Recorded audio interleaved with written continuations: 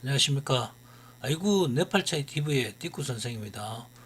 오늘 4주 98강부터는 12운성에 대해서 강의하도록 하겠습니다. 먼저 12운성의 조견표를 설명해 드리자면은 이 12운성은 하늘 기운, 그러니까 천간의 기운, 갑, 을, 병정, 무기, 경신, 임계가 이 지지를 맞아서 지지, 자축, 임묘, 진사, 오미, 신유, 술해를 맞아서 이 변화되어가는 과정을 표현한 것이 이 12운성이 되겠습니다. 그래서 이 갑목이 해를 맞아서는 장생이라 그리고 갑목이 자를 맞아서는 목욕이라 그리고 갑목이 축을 맞아서는 간대라 그리고 갑목이 인을 맞아서는 걸럭이 되고 갑목이 묘를 맞아서는 제왕이 되고 갑목이 진을 맞아서는 쇠퇴하는 게 쇠가 되고 갑목이 사를 만나서는 병이 되고 갑목이 오를 만나서는 죽음이 되고 갑목이 미를 맞아서는 묘가 되고 갑목이 신을 맞아서는 절이 되고 갑목이 유를 맞아서는 태가 되고 갑목이 수를 맞아서는 양이 됩니다. 장생부터 시작해서 양까지가 이제 12개입니다. 요 양간은 보면 일정한 이제 규칙이 있는데 이 양간이 장생지 해부터 시작해서 해자축, 임묘진, 사오미, 신유술 이렇게 해서 이 순행을 합니다. 양간은 순행을 하게 돼 있고 그다음에 이제 을목, 은간을 기준으로 하면은 은간은 요 오하가 장생입니다. 근데 이제 요 오는 보면은 왕지라 그래요.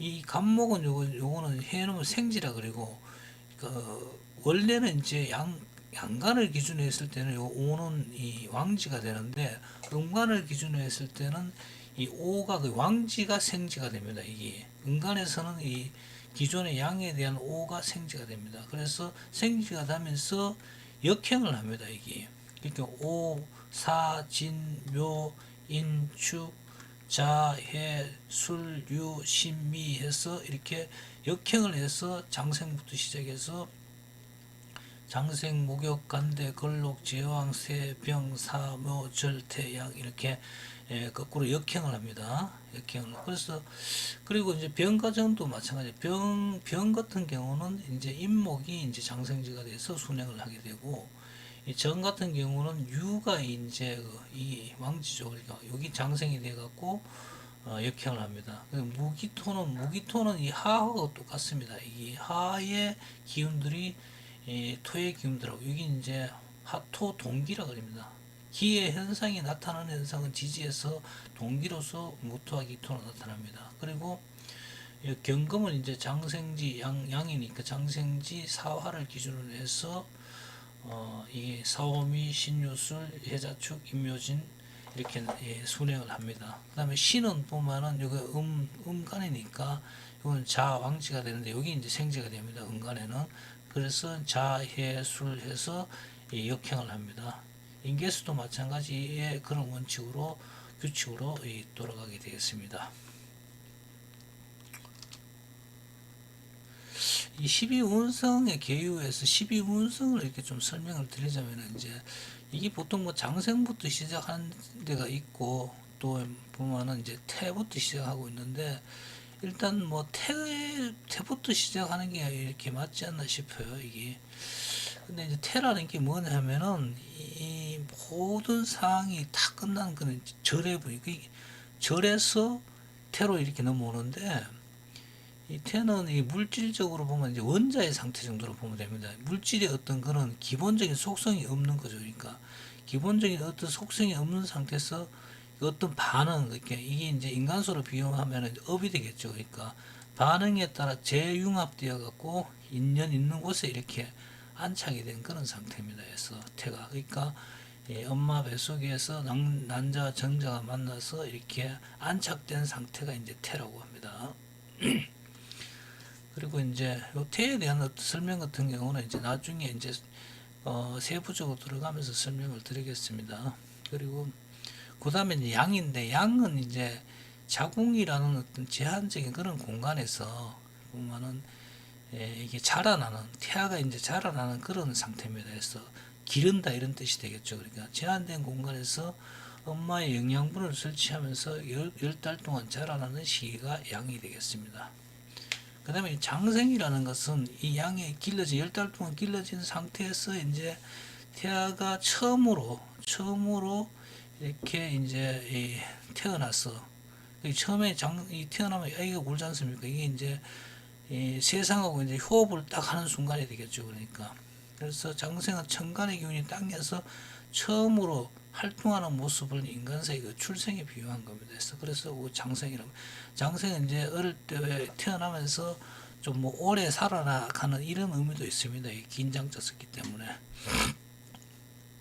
그리고 이제 목욕이라는 것은 이제 애가 태어나게 되면은 그 애를 이제 그 목욕을 시켜야 되겠죠. 그러니까 그 안에서 이제 뭐 분비물이라든지 뭐 이렇게 묻혀서 이렇게 태어나서 그 목욕을 시켜서 태어난 유아가 세상에 나가기 전에 깨끗이 논단장을 하는 것을 이렇게 표현합니다. 그래서 여기 이제 갓 태어난 아기에 대한 목욕도 있지만 어린아이에서 이제 시작해갖고 그 청소년기로 늘어가면서 세상에 이제 나가기. 옛날에는 이제 한 10대 말 정도 되면 출사를 했습니다. 출사하기 전까지의 이 상태를 갖다가 목욕이라고 이렇게 얘기를 합니다.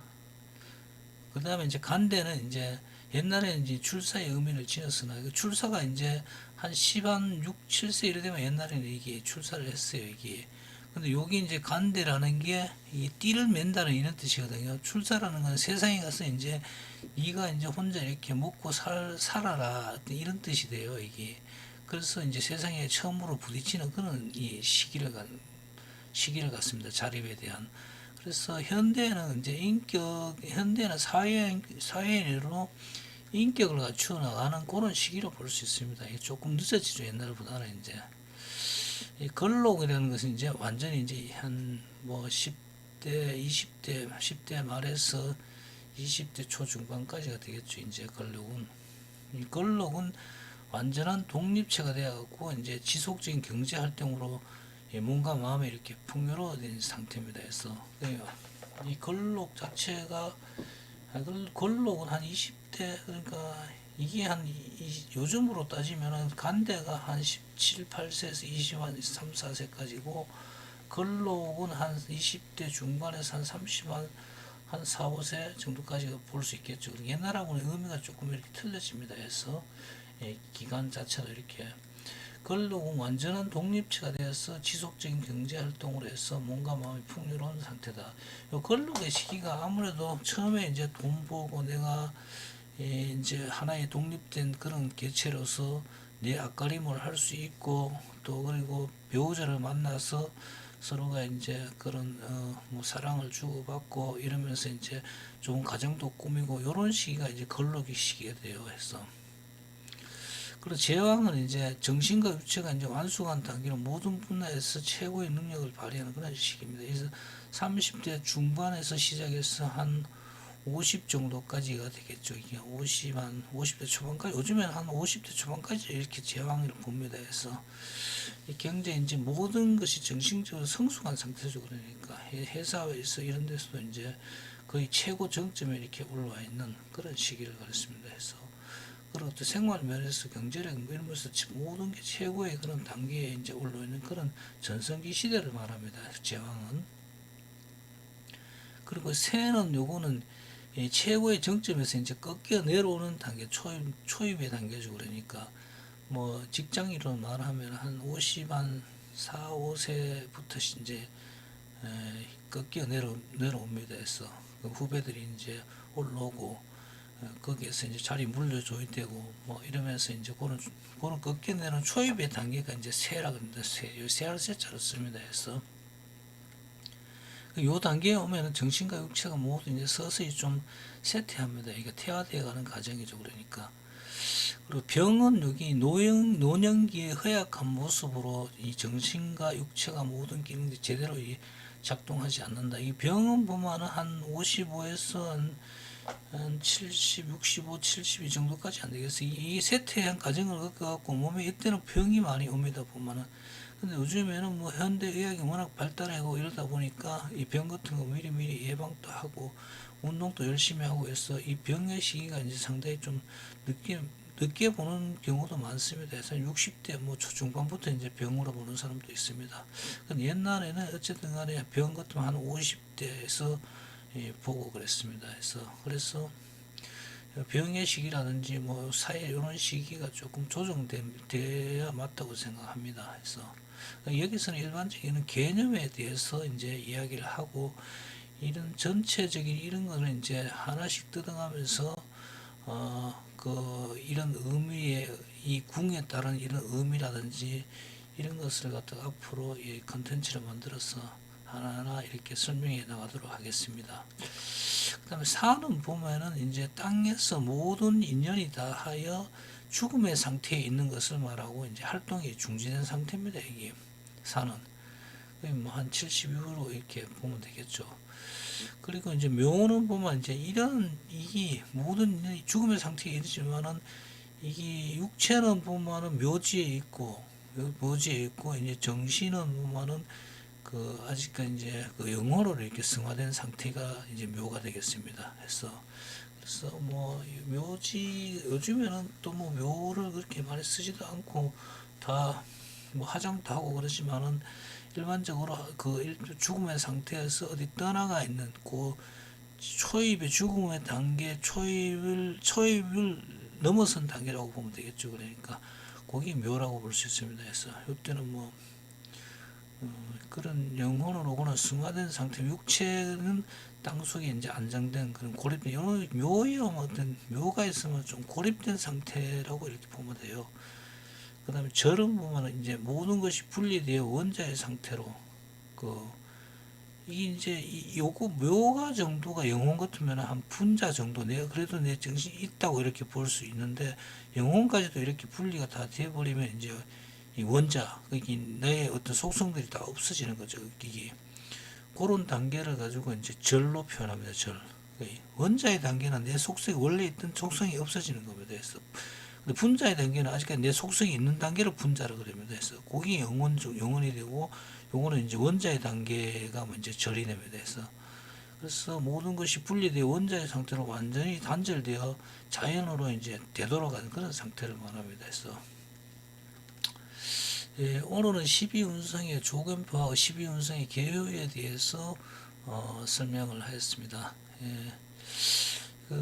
앞으로 이제 12운성을 다루면서 이게 12운성이 뭐 아주 이렇게 중요하다고 생각하는 사람도 있고 또 12운성 자체가 오행의 어떤 그런 순서와 맞는 건지 이런 부분에 대해서는 좀 논란이 많습니다. 저는 여기서 이제 이 12운성을 통변할 수 있는 어떻게 하면 12운성을 통변을 잘 할 수 있느냐 거기에 중점을 맞춰 갖고 앞으로 강의하도록 하겠습니다. 여러분 구독 좋아요 부탁드립니다.